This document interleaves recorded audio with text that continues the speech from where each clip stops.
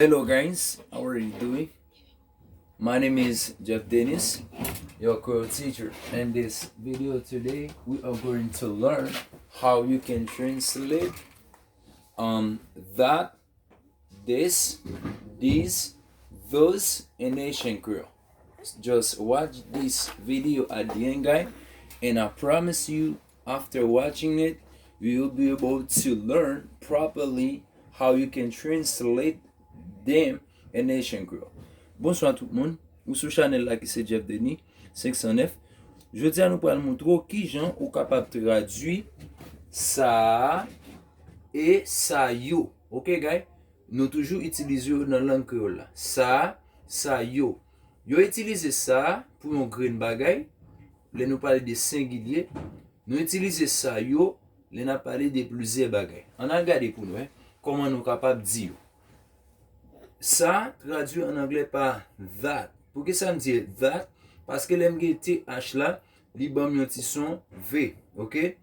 L'aime dit this, ok? Me dit that, this, ok guys?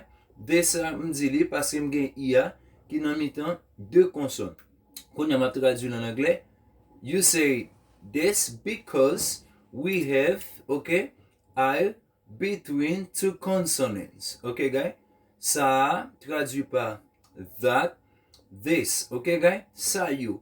Ça yo, les m'a parlé de plusieurs personnes. Les plusieurs bagages. Me dit this, me dit those. Ok, guys? We use that for singular noun. This for plural. Ok, guys? That is used for something that close to you. Ok, guys? Okay, let's see some examples. Example 1.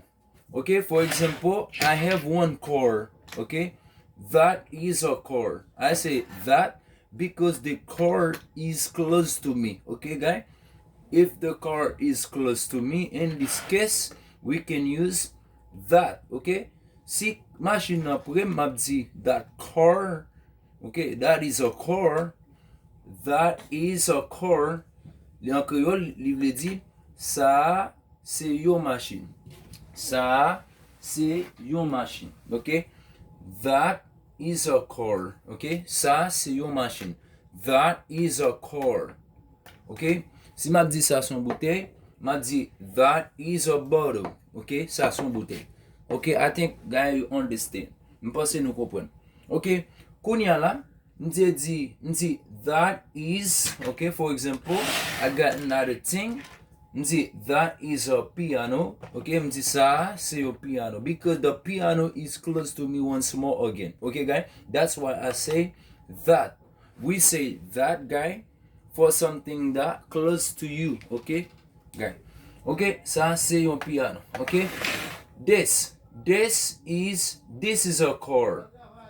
When the car is not close to you, guys, is from away with you, okay, you can say this. Okay, for example, you say this because I got a little bit distance. Okay, I say this is a car. Okay, why not, guy? I don't touch this car because it's not close to me. I can say this. We use this for something that a little bit further than you. Okay, see, this is a car. In this case, the car is not close to me. Nan façon ça, voiture là, pas pris. Okay, I think you understand, guys. Let me translate in Creole right now. Ça, c'est your machine. Dis ça, c'est your machine. Moi, utiliser this parce que il pas pris. Okay, on a là. This is a boy. This is a boy. This is, I forget to put S, guys. Sorry, guys, for that. M'oublié mettre S là. Excusez-moi. This is a boy. Dis ça, c'est un garçon. Garçon, pas pris tout. Dis ça, c'est un garçon. These, qui c'est pluriel, hein? Les m'a parlé de deux ou trois bagages qui pas prime. For example, I have two cars. I have two cars. Okay, guys? I say these two cars. Okay? Avec dire voiture ça qui pas prime. Non, mais this is two cars. Okay? These are two cars. Sorry, guys. Dis des machines ça yo. Okay? Des machines ça yo. C'est ça yo traduit en anglais par these. Okay, I think I understand once more again. Okay, là me dit these houses. These houses, elle dit kay sa yo. Okay, kay sa yo. Kai sa yo. These calls, these calls, the machine sa yo. Okay, guys, I think you understand. Those are markers. For example, I have two markers. Okay, the markers are not close to me. I say those are markers. In this case, guys, we see the verb to be in the third person. Okay, plural. We dit these two markers. I say des markers. Okay, marker in Creole, guys, mean plain fit, something that you can use to write. Okay, this is the new one. I have this. Okay, I have that. I can use it to write on the board. Okay, those are markers. Ça you say marqué. Mean in Creole, plain fit. Those are books. I veut dire ça you say c'est livre. Okay, so once more again, guys, I think you enjoyed this course.